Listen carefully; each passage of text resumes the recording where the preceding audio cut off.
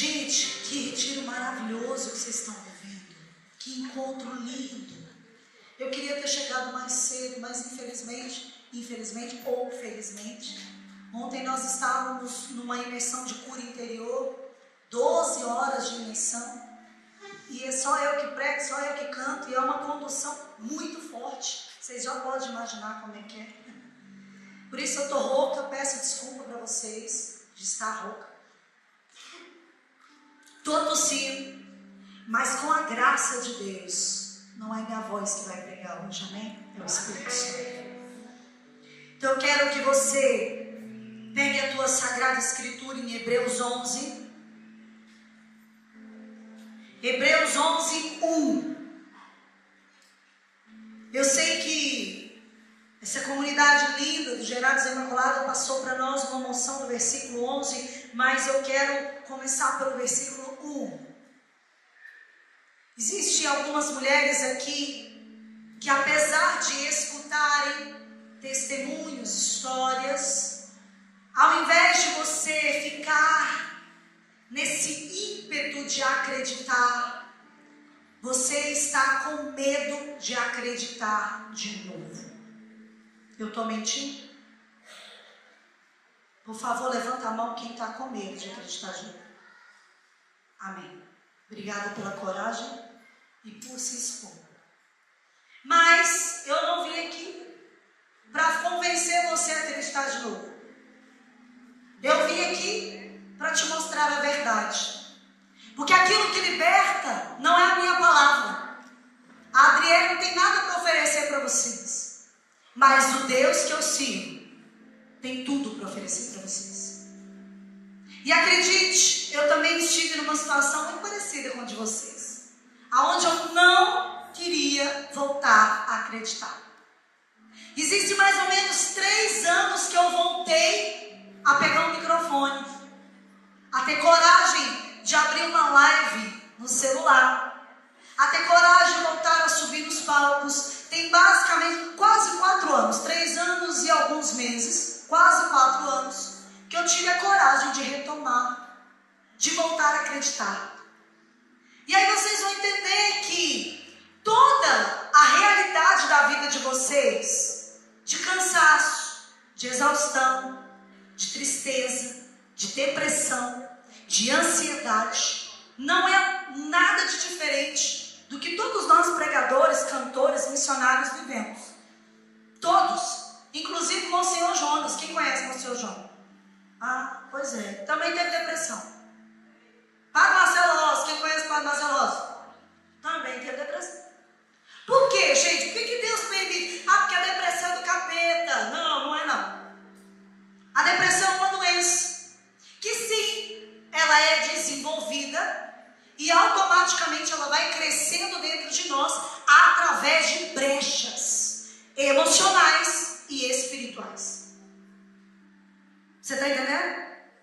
De quem que você está ouvindo falar isso? Eu não estou falando pela minha palavra.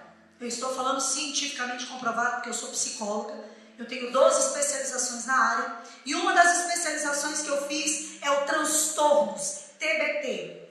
Terapia para transtornos. Além disso, eu tenho uma outra especialização chamada neurociência, transtornos dentro da neurociência. Então nós estudamos o cérebro humano. Estudamos a química que o seu cérebro emite para a tua mentalidade. Além disso, tem uma outra especialização chamada São Tomás de Aquino. Alguém conhece São Tomás de Aquino? Além disso, temos uma outra especialização de logoterapia chamada Viktor Frankl. Quem conhece Viktor Frankl? Adriane, o que você está falando? Você está aqui para falar seu currículo? Não, eu não estou aqui para falar o currículo. Eu estou aqui para falar que apesar de toda a ciência querer dizer que por si só você pode se curar de qualquer transtorno, eu estou aqui com o mesmo respaldo da ciência para provar para você que sem o Espírito Santo nada podeis fazer. E sem o Espírito Santo não adianta você querer ou não querer acreditar. Porque eu quero dizer para vocês que estão com medo de acreditar de novo, querida, deixa eu dizer para você não tem escolha. Sabe por quê? Porque apesar de você não querer acreditar, dentro de você existe algo chamado Espírito Santo. Gostando ou não gostando, você tem dentro de você. Apesar de você lutar contra esse desejo de crer, o Espírito Santo está nesse momento gritando para você: você vai crer, porque o próprio Espírito aqui dizendo para você: você não tem escolha, porque o escolhido não tem escolha. Entendeu? Então vamos entender por que eu sou escolhido. Porque dentre milhares de espermatozoides, você foi a única pessoa que foi escolhida para entrar dentro daquele ventre. Talvez um ventre que você não imaginava. Talvez um ventre que não é perfeito. Talvez um ventre que é difícil. Talvez a tua mãe seja a pessoa mais difícil que você tem que conviver na vida. Ou talvez o teu pai. Mas eu quero dizer para você, independente do cenário aonde Deus te colocou, você não veio do teu pai e da tua mãe. Você veio de uma coisa chamada Gênesis, capítulo 1. Você vai andar pela história, e aí Deus pegou o barro, colocou saliva lá, mexeu, fez um bonequinho, desse bonequinho botou o boneco para dormir, e fez o que? Pegou uma costela e fez uma. Só que deixa eu te dizer, esse bonequinho só de barro, ele estava vivo? Não, sabe por quê? Porque o barro é a nossa estrutura, mas a essência é no Espírito Santo. Deus soprou nas narinas daquele boneco e disse: Nefesh, Ruah. Você está entendendo do que você veio? Você não veio da tua realidade. Você não veio da tua realidade paterna, materna. Você veio de uma coisa chamada Nefesh, Ruah. Você veio do Paracleto, aquele que está ao lado. Você veio do Espírito, que é o ímpeto que está dentro de você. Eu quero gritar para você, sabe por que você está cansada, filha? Porque você está lutando contra o teu ímpeto natural. Você está lutando contra o Espírito Santo que está dentro de você. A tua mente, o teu cérebro, existe um lado do teu cérebro que se chama economia de energia. O teu cérebro quer que você fique na cama, deitada, sentada. Ele não quer que você se exercite. Ele não quer que você se movimente. Ele não quer que você faça nada. Sabe por quê? Porque ele quer que você sobreviva. A função do teu cérebro é a tua sobrevivência. Então o que ele pensa? O que ele fala para você? Ah, não vai naquele retiro não. Tá gostosinho aqui, assistir uma Netflix, deitar no sofá, comer uma pipoca, ficar de boa. Ei, mas eu quero dizer para você, ainda que você não queira acreditar, você combateu o teu cérebro, saiu de casa e tá aqui. Ei, ainda que você não queira, o Espírito Santo continua impelindo a tua vida, mesmo que você não queira. Ele é seu e você é dele. Desiste, querida. Aceita, ó, que dói menos. Hebreus 11:1 diz assim: a fé é o fundamento da esperança. Repete comigo: a fé é uma certeza a respeito do que não se vê. Vamos ler isso de novo. A fé é o fundamento da esperança. É uma certeza a respeito do que não se vê. Vamos parar por aqui. A fé é um sentimento? É um sentimento? Esperança é um sentimento? Esperança é uma certeza. É esperar na bonança. O que é esperança? É esperar tranquilamente. Eu posso esperar descansando, porque eu sei que quem combate por mim. Porque lá em Romanos 12:2 diz para nós: renovai-vos a tua mente todos os dias. O que está querendo dizer renovar a nossa mente todos os dias? Porque o nosso corpo quer dizer para nós que a gente tem que parar. Lembra que eu falei? Nossa mente tem que descansar. Mas a palavra de Deus diz que Cristo é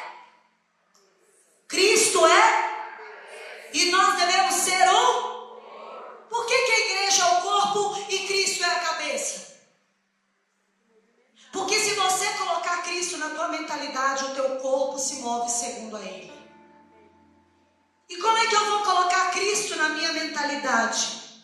Entendendo que eu não vivo de sentimento, mas eu vivo por uma convicção chamada fé.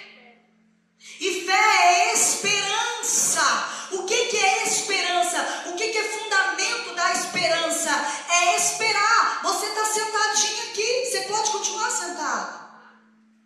Se você quiser morrer aí. Mas para você sobreviver, para você ter uma vida em abundância que Deus prometeu em Jeremias 19, você precisa fazer o quê? E o que é fé? E o que é, como que é viver, como que eu consigo viver a esperança? Como que eu acredito? Sentada? Como que eu busco? Através de uma palavra chamada movimento.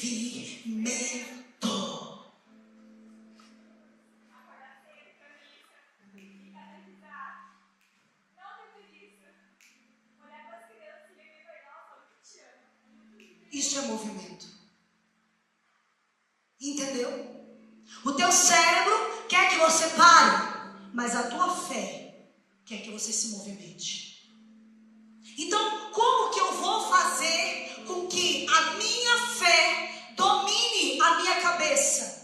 Compreendendo que se Cristo não estiver nela, se o meu fundamento não estiver naquilo que Cristo me apontou, eu não vou ter força para me movimentar. Eu sempre vou ser uma mulher cansada. Eu sempre vou ser uma mulher, deixa eu dizer para você, estressada. Uma mulher exausta. Uma mulher que reclama o tempo todo, que é vítima da tua história, que te joga desculpa em todas as situações, que fala não dá, não tenho idade, estou velha para isso, não consigo, não tenho dinheiro. Ei, isso tudo que você dá como palavrinha é desculpa.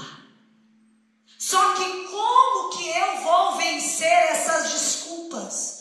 Compreendendo aonde é o meu lugar. E o meu lugar é fundamentado numa coisa chamada esperança. Esperar na bonança. Se eu não conheço em quem eu espero, eu nunca terei esperança. Nós falamos, eu quero perguntar uma coisa para você. Você acredita em Deus? Sim. Vou repetir de novo para depois vocês não pagar amigo. Você acredita em Deus? Sim. Não, de novo. Você acredita em Deus? Sim. E se eu te disser que é mentira? Se eu te disser que é mentira, cutuca a mulher que está do seu lado. Sabe por quê? Vou perguntar de novo, você acredita em Deus? Sim. Mas por que você não acredita em você?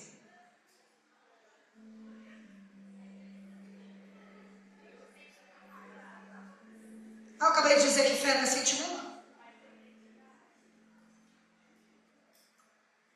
Vou perguntar de novo por que você não acredita em você. Deixa eu explicar algo muito poderoso. Existe uma palavra que nós acabamos de dizer. Como é que é o nome do nosso Pai? Deus. Repete comigo. Deus. Qual é as duas letras que está dentro de Deus? Por que você não acredita em você? Você está dentro de Deus e Deus está dentro de você.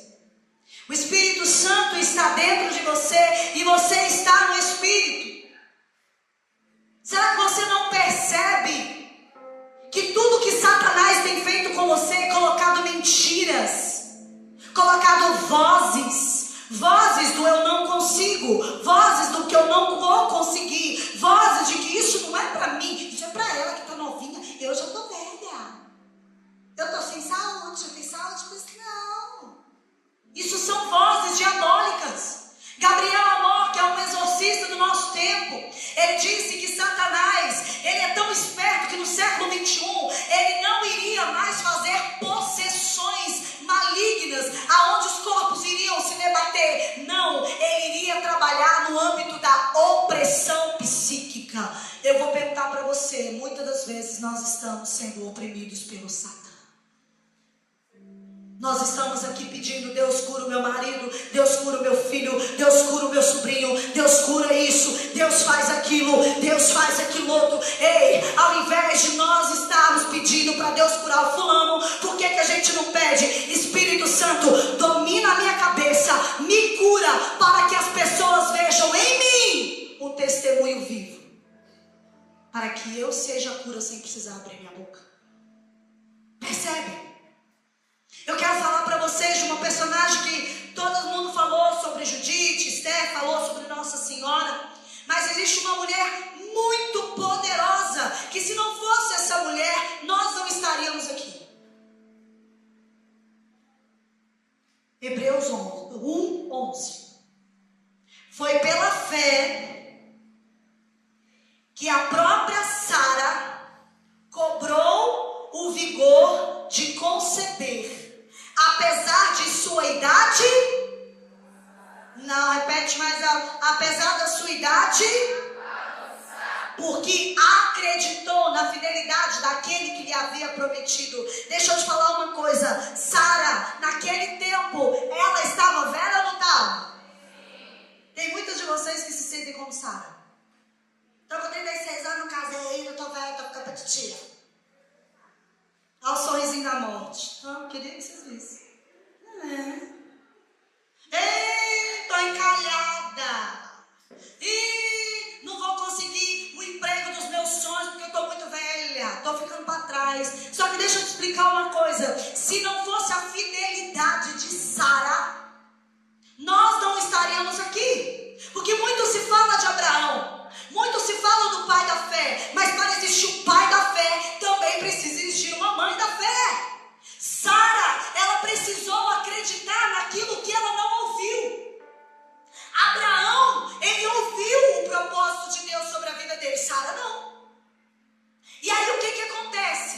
Vem aquele caso, aonde vem o pregador, e você fica pensando, olha, a pregadora conversa com Jesus, ela escuta. Eu sou mero mortal, não escuto nada.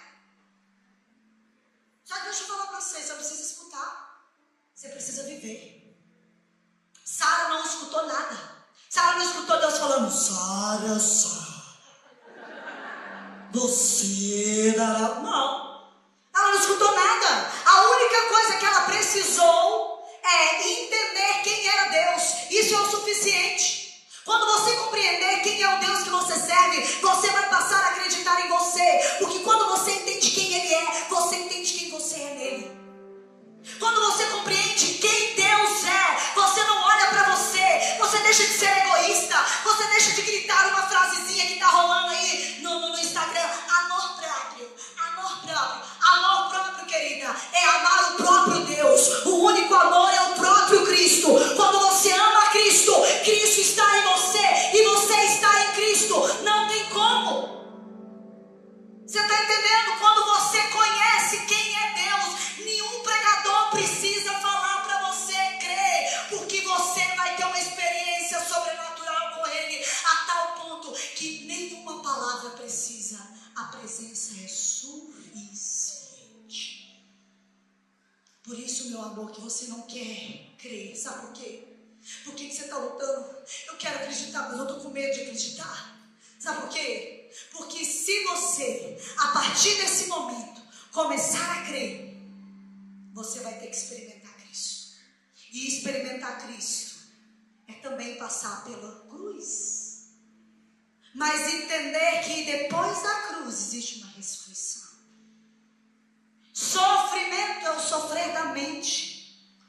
A gente tem muito medo de sofrer mentalmente. Só que eu vou dizer para você, você tem medo de sofrer, não tem? Só que você já está sofrendo porque você está com medo.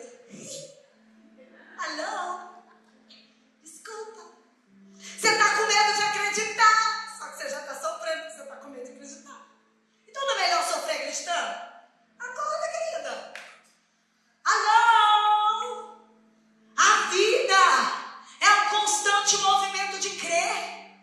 A gente precisa entender que não adianta um retiro desse e eu louvar com esse ministério lindo de Geraldo Zé Imaculado. De verdade, gente, não sou puxa-saco não, mas eu sou mesmo. Eu não sou, mas eu sou. Para mim é um dos ministérios mais ungidos da atualidade. Misericórdia, glória a Deus. Eu falei isso, mas é verdade. As músicas deles são a resposta para esse tempo. E eu fico muito feliz de ver como Deus está suscitando novos agires, novos moveres, novas unções, novas palavras, novas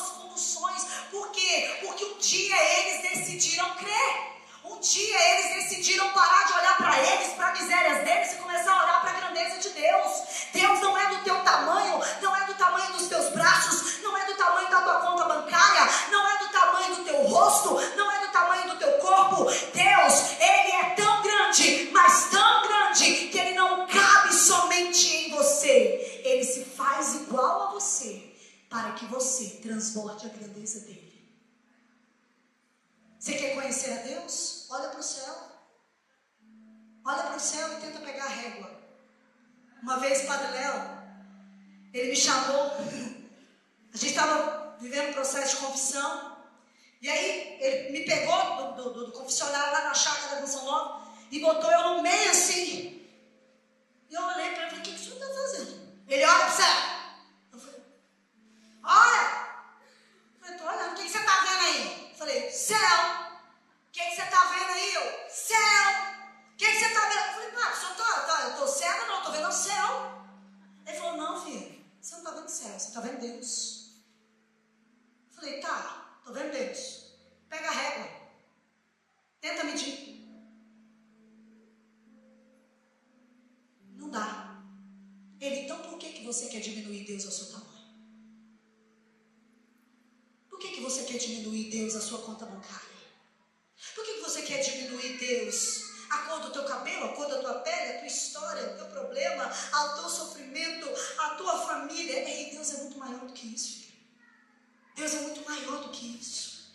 Talvez você esteja olhando para mim pensando, Jesus, mas essa pregadora está falando tudo que eu estou vivendo, mas e a vida dela?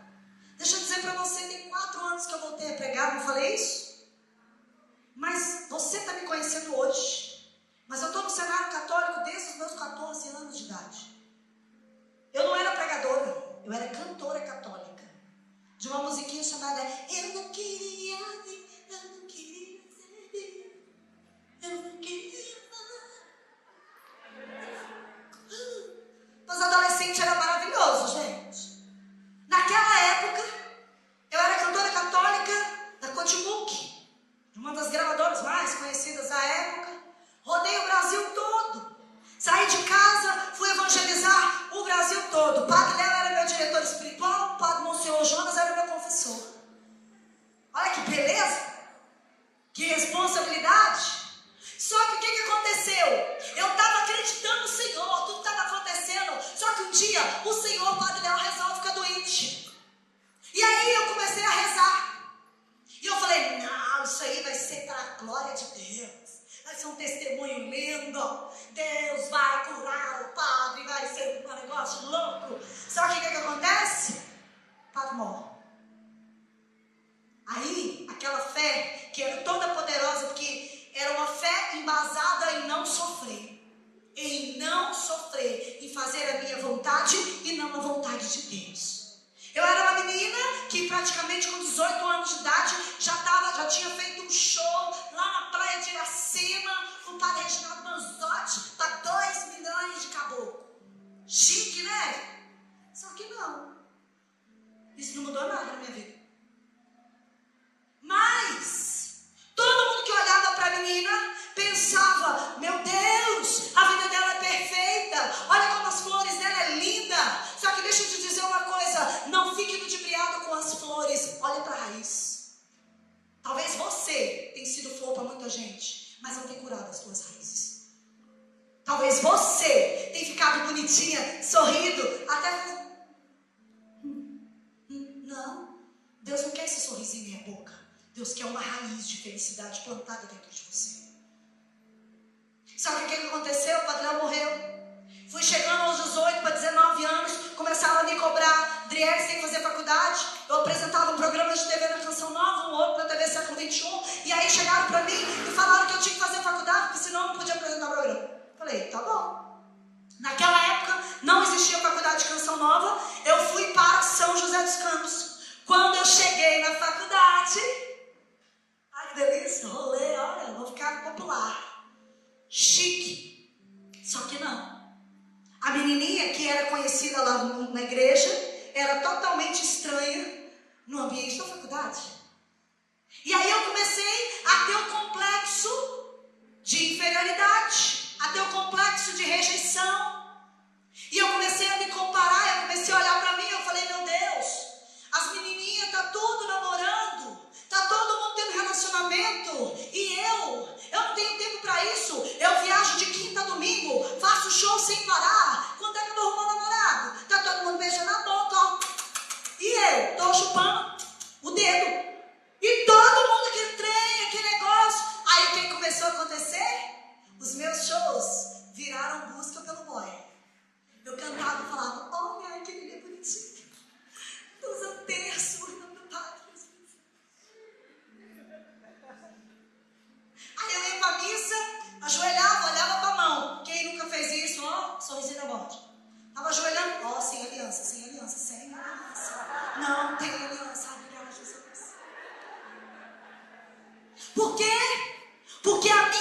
evangelização, a minha intimidade com Deus, a minha vontade de crer. Eu queria acreditar num Deus que fizesse a minha vontade e não a vontade dele. E aí a minha busca por Deus virou o quê? Que Deus fizesse a minha vontade. Qual que era a minha vontade? Eu quero casar.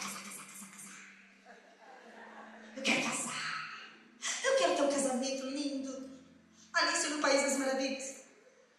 Eu quero encontrar meu príncipe. Nada de errado. Tem alguma coisa de errado?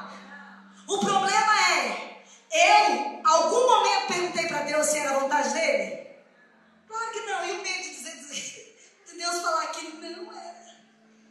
Senhor, era a tua vontade. Ele, não, mentira, Jesus. Não é possível. O Senhor me ama. E aí o que começou a acontecer? Começou a bater carência afetiva, complexo de rejeição. Eu me senti inadequada porque os homens não olhavam para mim, porque eu usava sainha, roupa de Jesus, camisa de Nossa Senhora. E eu comecei a me sentir completamente inadequada. Até que o ponto que tudo que você procura, você achei o boy. Vocês não vão aplaudir, não, gente? Comemora a vitória da coleguinha, comemora. Achei o boy. E aí, vocês vão adivinhar onde? Na igreja.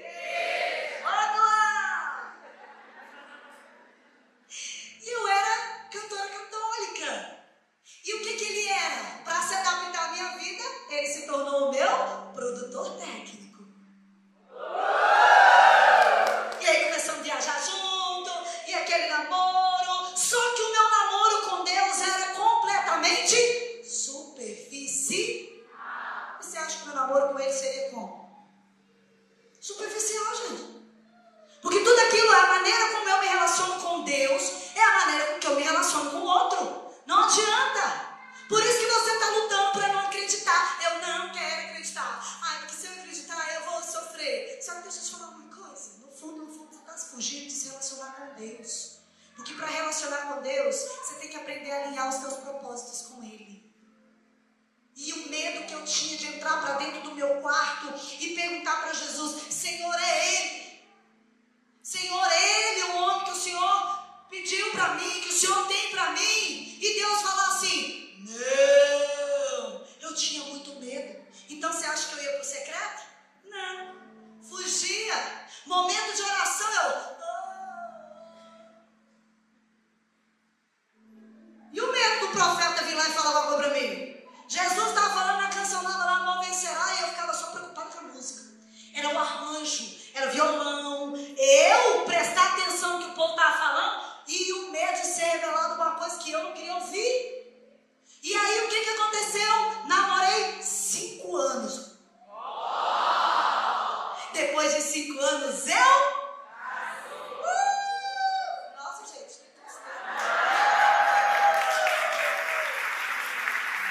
que vamos fazer por interior de casamento das mulheres. Por favor. Eu vou tentar de novo.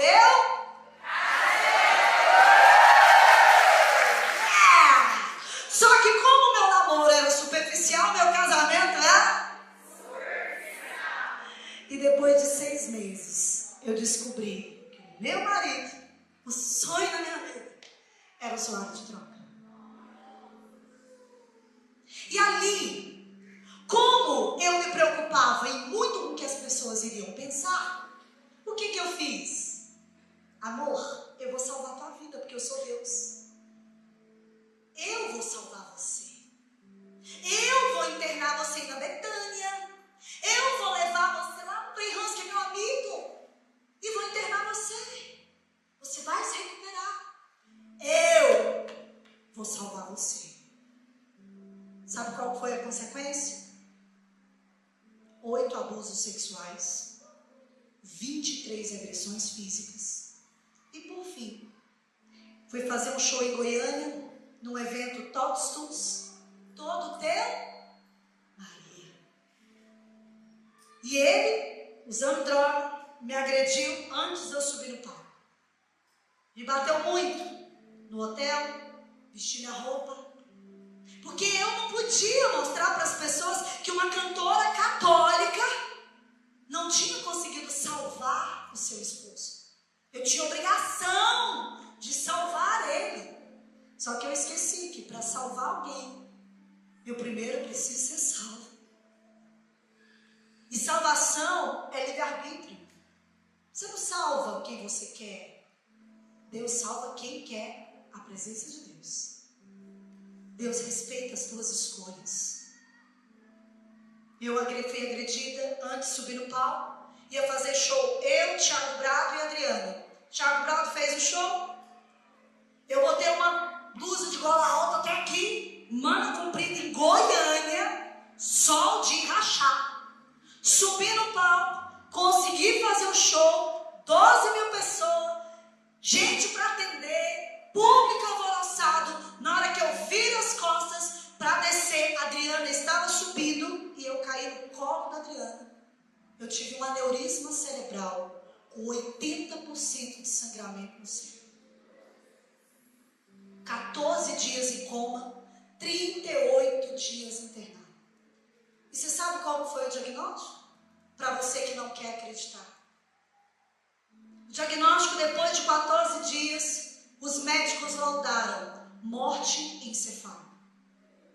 Você sabe o que é morte encefálica? É morte.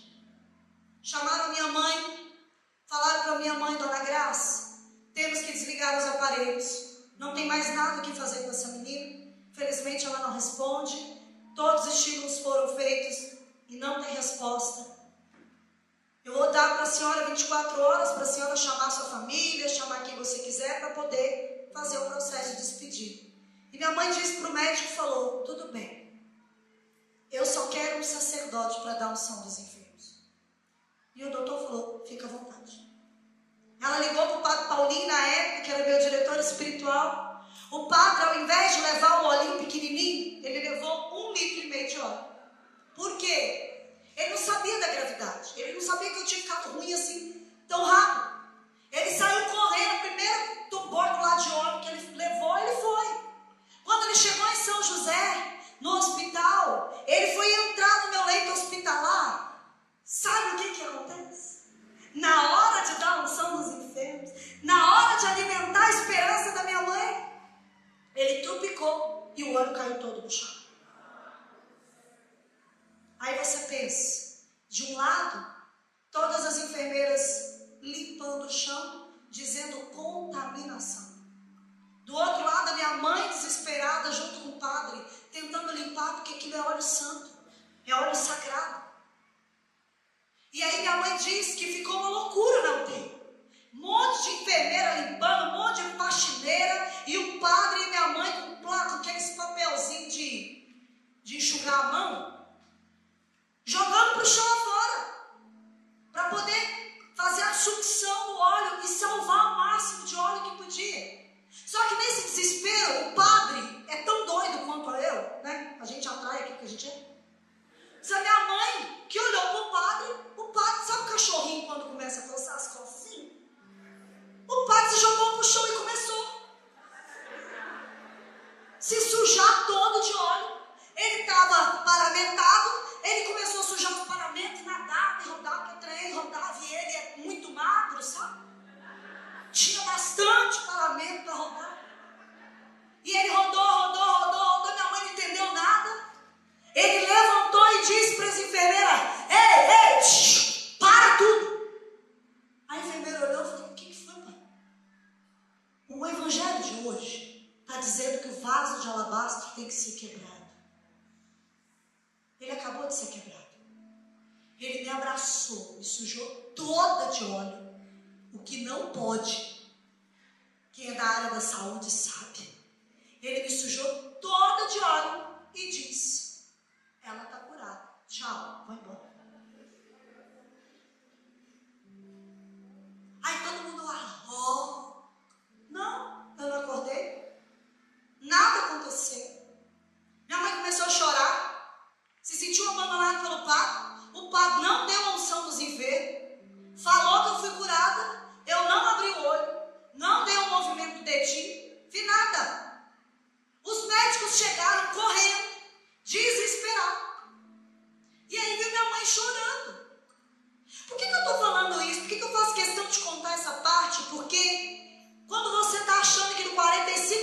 tempo o milagre vai chegar, você se cansa. Né?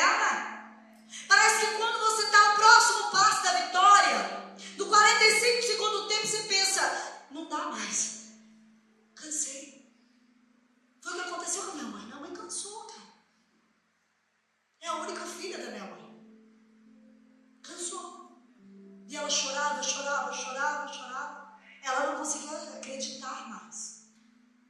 E os médicos olharam para minha mãe e falaram, Dona Graça, Dona Graça, desculpa, que situação foi essa? Esse pai não bate muito bem na cabeça, esse cara é louco. Dona Graça, vamos fazer o seguinte, o médico ficou tão consternado com a minha mãe, só para vocês entenderem, a minha família mora 15 horas de distância de mim. Não dava para eles chegarem a tempo. Era minha mãe, Deus e eu. E o médico começou a chorar. E falou para minha mãe, falou, Dona Graça, eu vou fazer uma coisa que não pode, mãe. Eu vou te dar mais 24 horas. Gente, eu estava morta.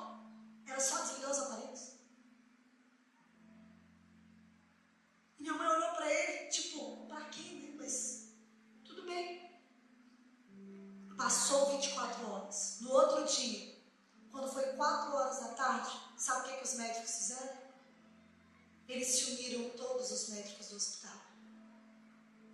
Todos os enfermeiros. Todas as faxineiras. E foram despedir de mim. Eu não tinha família. Eu não tinha 2 milhões de pessoas lá na praia de Iracema. Eu não tinha o público da Canção Nova. Eu não tinha os fãs, os autógrafos, o CD. Não tinha ninguém. Eu tinha um hospital fazendo uma despedida para mim e dizendo, vai, Adriane, para a sua jornada. Vai, Adriane, para a sua jornada. Quando foi 5 horas e 17 minutos, eles foram desligar os aparelhos. Na hora que o padre disse que eu estava curada, eu acordei.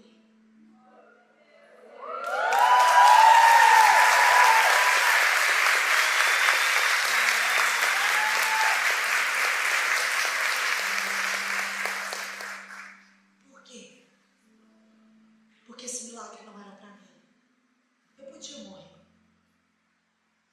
Deus queria provar para todos aqueles médicos, todos os médicos, que o padre era louco. Mas Deus usa dos loucos para confundir os sábios. Eu estou aqui sem nenhuma sequela. Em 4 dias eu saí do hospital sem nenhuma sequela. Eu fiz 23 ressonância magnética para comprovar que foi milagre.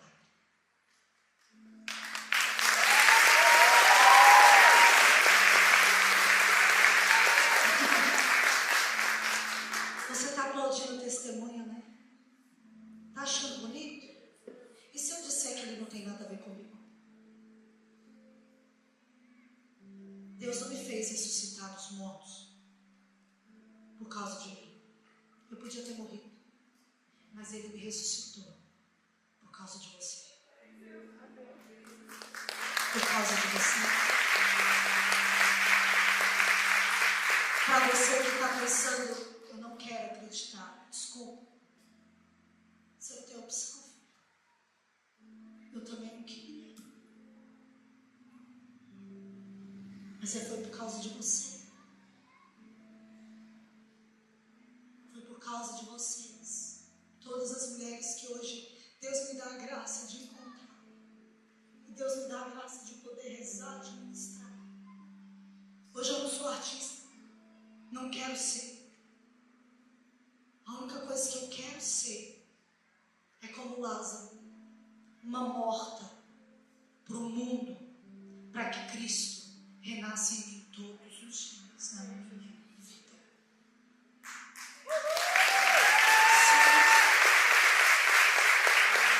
Se eu não pegasse o microfone, não importa. Deus ia continuar sendo Deus, entende? Talvez hoje você não consiga ter força para crer, mas Deus te escolheu para estar nesse retiro, para para que você pudesse ser como Sara.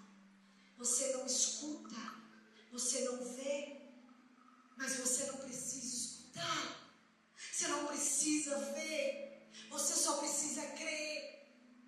Você só precisa crer. Não tem nada de especial comigo.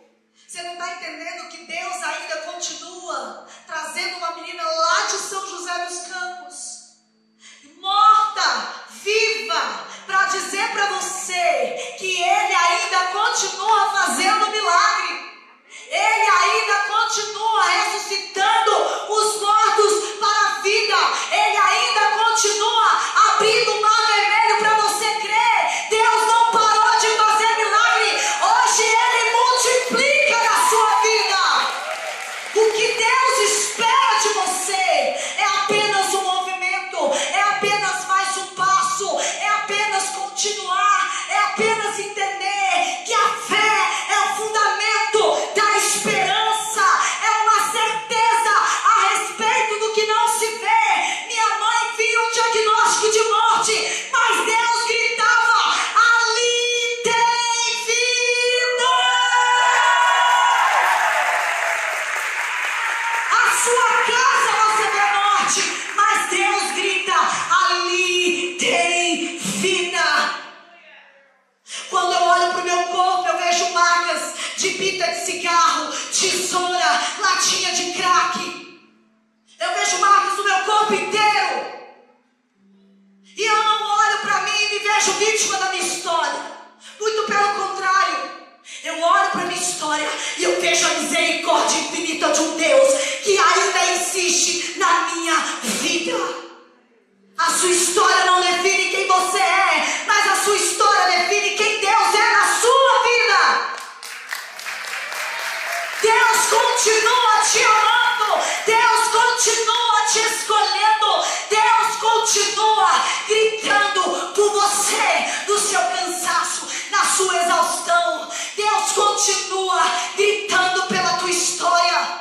Só que a partir de hoje Ele não quer que você fique aplaudindo o meu testemunho. Ele quer que você tenha o seu testemunho. Chega. A partir de hoje, que você saia desse retiro como Sara, mesmo sem entender Jesus. Eu continuo caminhando, eu continuo caminhando, eu continuo caminhando. Quando eu saí do hospital, você deve estar pensando: mas e aí, Adriele, o que aconteceu com o sujeito? Eu quero dizer para você, quando eu saí do hospital, eu sofri uma agressão maior ainda. E eu tenho medida protetiva até hoje. E eu tenho a nulidade matrimonial, porque a minha igreja é santa, a minha igreja é perfeita. E a minha igreja me deu uma chance de uma nova história com Jesus. Se eu conseguir, você vai. Até hoje eu tenho as marcas no meu corpo, mas eu quero dizer para você: não se compara com a glória de Deus na minha alma. Não se compara. Deus é tão misericordioso que depois de tudo isso me deu uma família. Eu nunca imaginei ser fundadora de nada. Quem era eu? Uma menina. Deus me colocou no secreto. Eu fiquei 5 anos afastada de microfone, afastada de palco, afastada de pessoas. Eu não queria ver ninguém. A única pessoa que eu queria ver era a palavra de Deus. Eu queria mergulhar na palavra de Deus e entender por que eu me sujeitei a tudo isso. Por que eu esqueci aonde estava Deus? Por que eu me permiti? Por que? Aonde estava a minha identidade? Esses 5 anos eu descobri um Deus amigo, um Deus homem, um Deus parceiro. Um Deus que não olha para você e não te pede nada. A única coisa que Deus quer é estar com você. Por isso não adianta você achar: ai, vou ter uma vida boa, mas não preciso me comprometer. Não. Deus precisa que você se comprometa com Ele. E não é se comprometer com microfone, com palco, com luzes. Isso aí é muito fácil. Se comprometer com a vida é o que Jesus preocupa, é o que Jesus procura. Jesus não está procurando gente que entenda de teologia, apesar de ser muito bom. Fiz curso de teologia muito Mas deixa eu falar, tem muita gente que conhece a Bíblia de trás para frente. Eu era uma dessas, conhecedora da palavra, mas eu não vivi uma vírgula.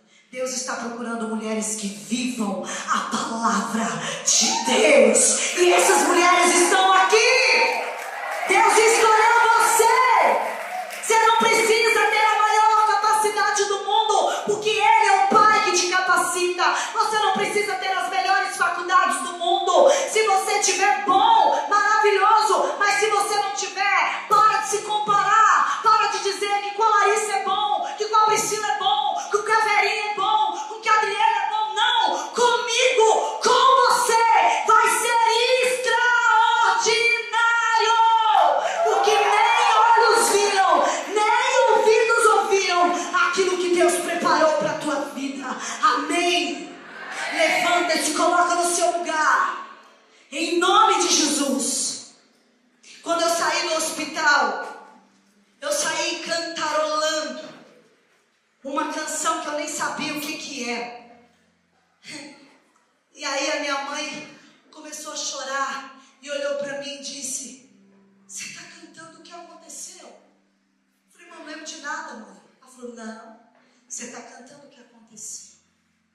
E depois de 2 meses, quando eu estava me recuperando de tudo, a minha mãe sentou comigo e me contou passo a passo do que tinha acontecido comigo. E aí eu entendi. Eu não gravei essa música até hoje, nem sei se vou gravar. Porque essa música não é para estar nas plataformas, essa música é para estar no coração. Essa música é cura.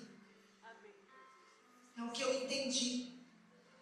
Que quando eu coloco Deus em primeiro lugar, todas as outras coisas são acrescentadas. Que bênção ter você aqui conosco. É uma alegria muito grande saber que esse canal tem sido de relevância na tua história e na tua vida. Eu quero dizer para você que nós estamos todos os dias 1h da tarde ao vivo aqui e também nos sábados e domingo às 21h nas reprises, nas noites só para mulheres. Então você é nosso convidado. Mas eu te peço, compartilhe essa live, se inscreva nesse canal e não deixe de dar o seu like. É muito importante para que nós possamos alcançar mais vidas para Jesus. Eu e Nossa Senhora do Equilíbrio contamos com você. Deus abençoe e até a próxima, se Deus quiser. Tchauzinho!